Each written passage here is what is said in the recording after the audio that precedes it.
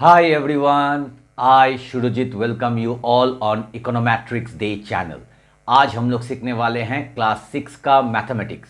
तो चलिए बिना वक्त गवाए शुरू करते हैं आज का class. So back to what I was saying. Could be us. Now today class 6 students we are again going to continue with chapter 9 ratio and proportion, and today's part is part 5. Those who have not watched the previous parts, that is from part 1 to part 4, I will request all the students to watch those parts and then you watch part 5.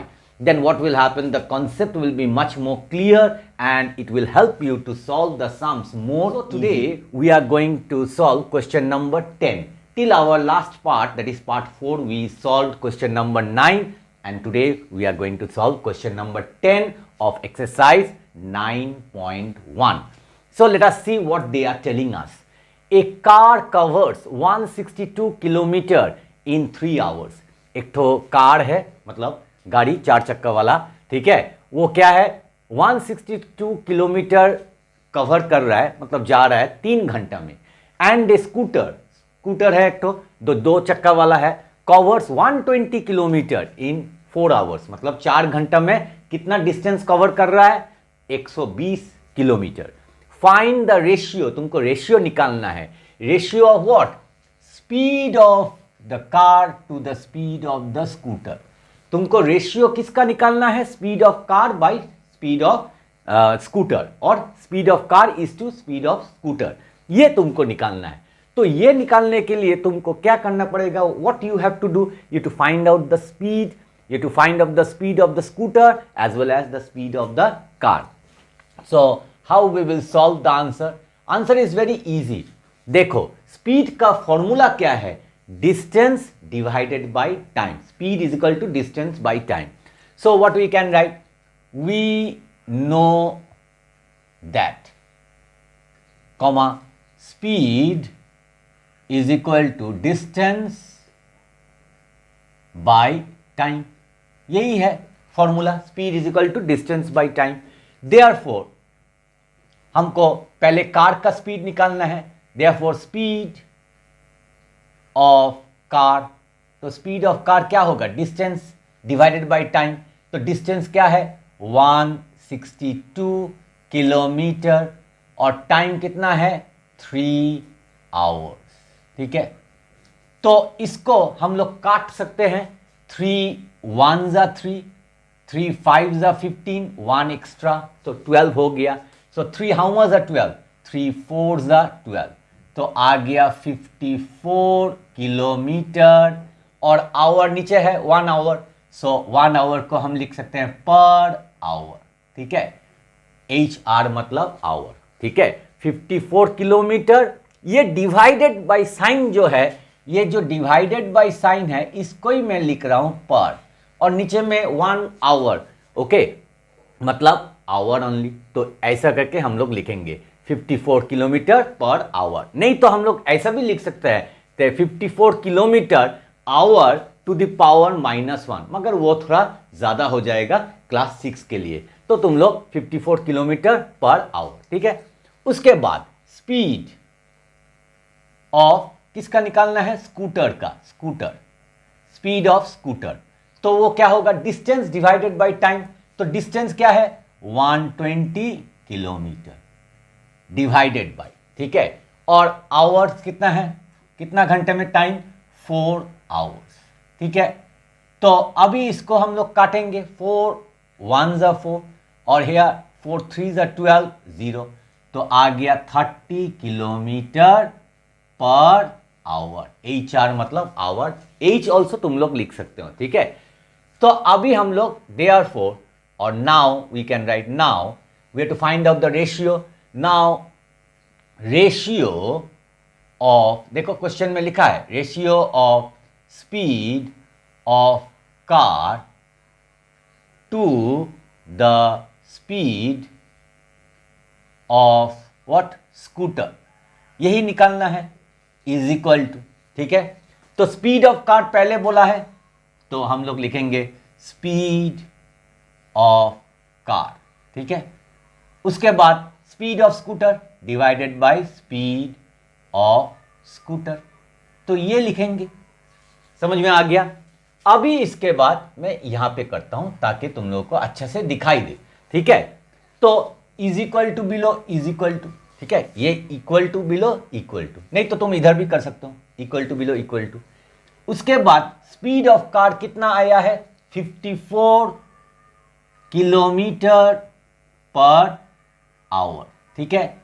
और speed of scooter कितना आया है, 30 kilometre per hour, ठीक है। ये हो गया। इसके बाद हम लोग इधर में करते हैं, ठीक है। 54, अगर ये मैं ऐसा करके लिखूंगा, देखो अच्छा से, 54 किलोमीटर पर आवर, जो मैंने इधर में लिखा है, ठीक है। और ये क्या है, 30 किलोमीटर पर आवर, ठीक है।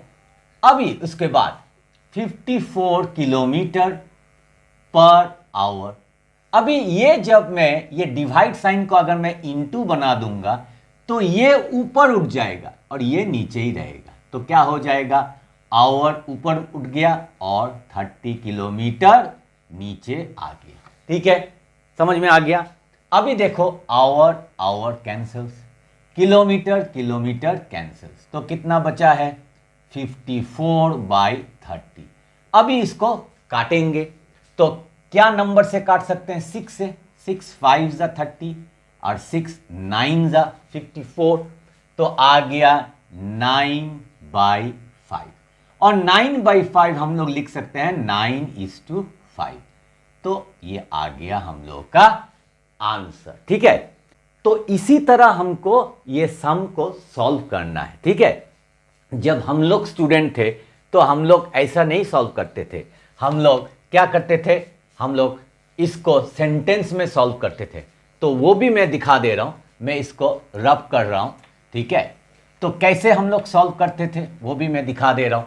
तो हम लोग क्या करते थे, आंसर लिखते थे, अभी a car cover 162 kilometre in 3 hours, then this sentence only we used to write in a different way, in a उल्टा way, in 3 hours a car covers a distance of 162 kilometre, ठीक है। Therefore in 1 hour, एक घंटा में, ठीक है, 3 घंटे में 162 किलोमीटर, Therefore in 1 hour, एक घंटा में a car covers a distance of what, 3 घंटा में 162, तो एक घंटा में ज्यादा या कम, ऑब्वियसली कम होगा, कम डिस्टेंस, और कम मतलब ही क्या है, डिवाइड।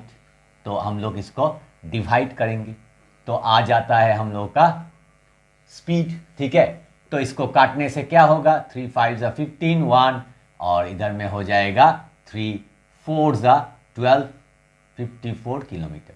तो इस तरह हम लोग सॉल्व करते थे, मगर अभी क्या करते हैं, डायरेक्टली हम लोग फॉर्मूला लिखते हैं, distance cover divided by time taken.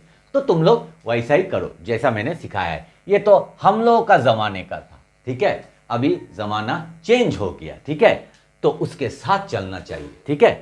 तो I hope you have understood question number 10. Now nice. We will come to question number 11.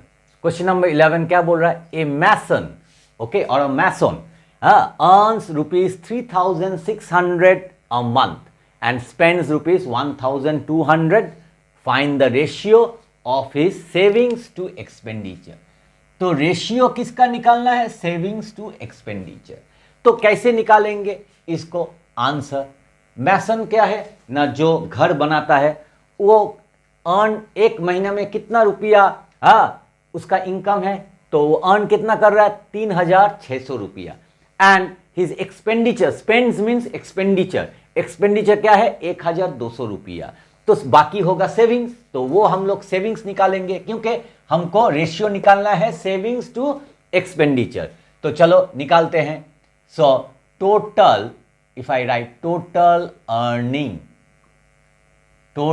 earning of a mason in a month, तो कितना है ₹3600, ठीक है।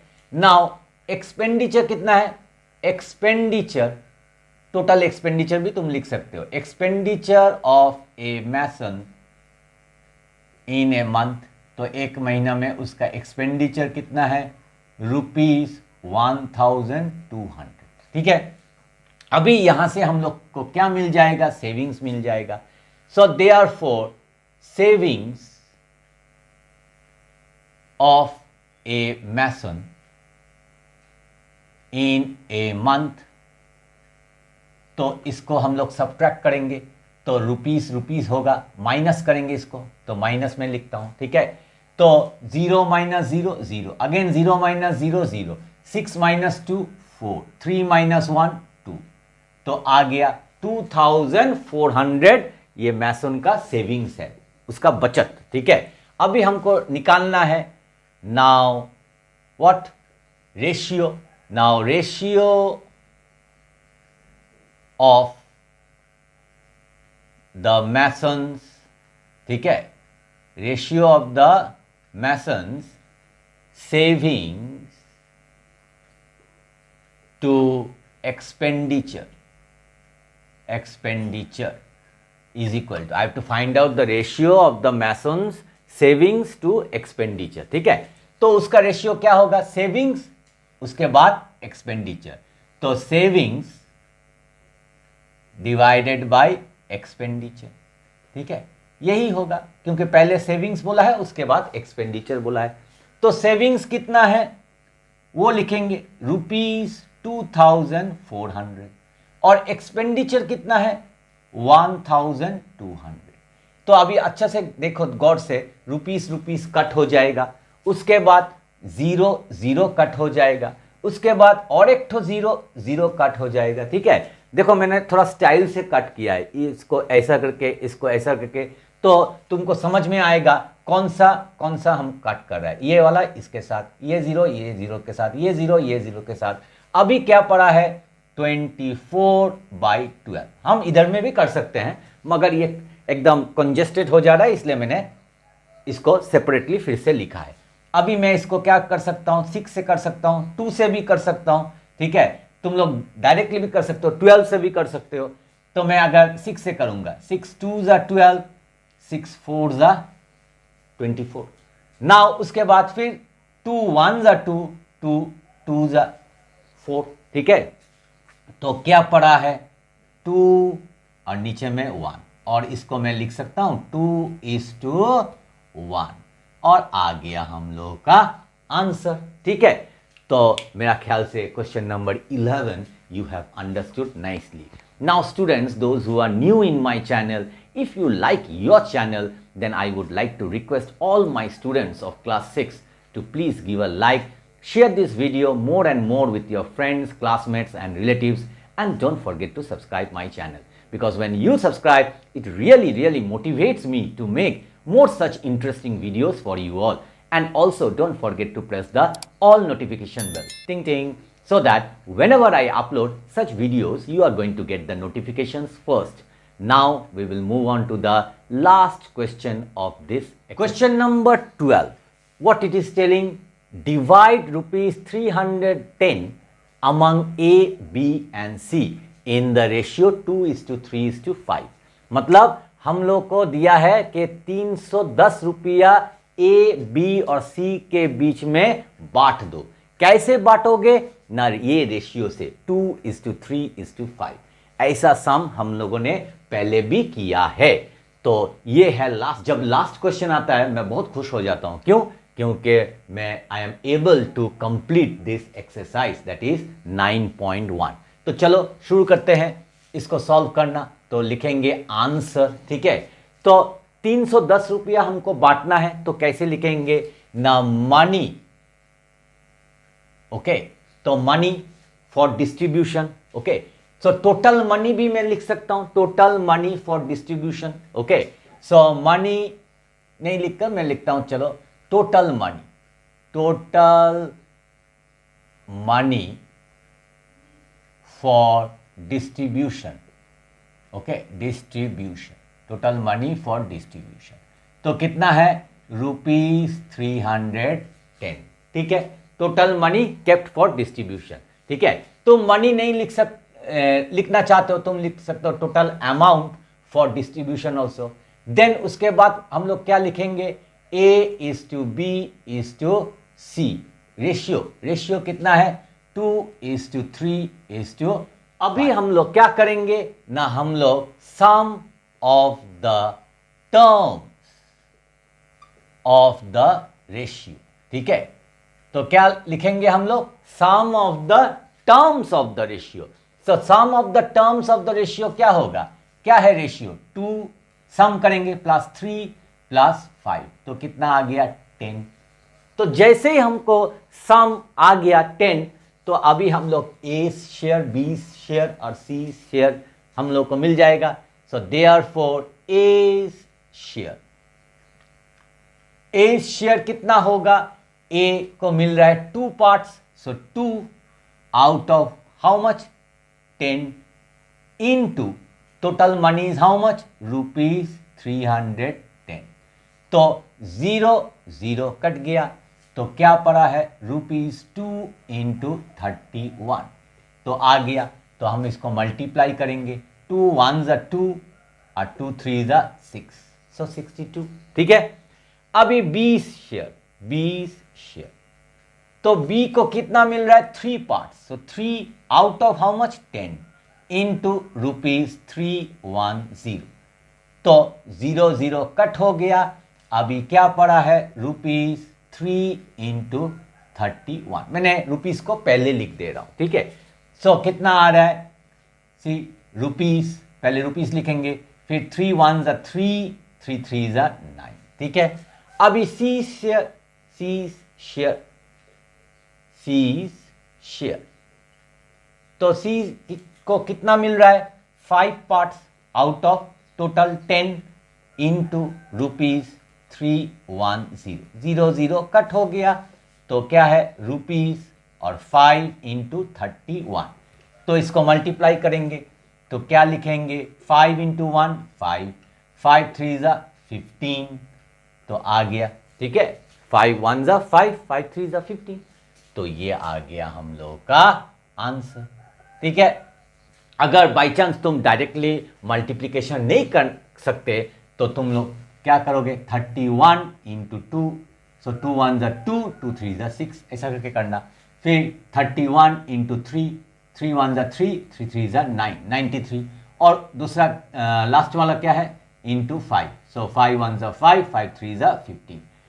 फिर तुम इधर में लिख दो और उसके बाद आंसर लिख दो। ठीक है, तो मेरा ख्याल से question number 12 you have understood nicely. ठीक है, now it is your duty to practise all these sums, the sums which I taught today. Clear no, that is 10 11 12 you practice nicely, and the previous sums also from 1 to 9 which I have taught, so that if it comes in the exam you can do it quickly as well as। अगर ये video तुम लोग को अच्छा लगे तो video को like share और सब्सक्राइब करना मत भूलिएगा। मिलते हैं और एक अच्छे नए कंटेंट के साथ, तब तक के लिए बाय बाय।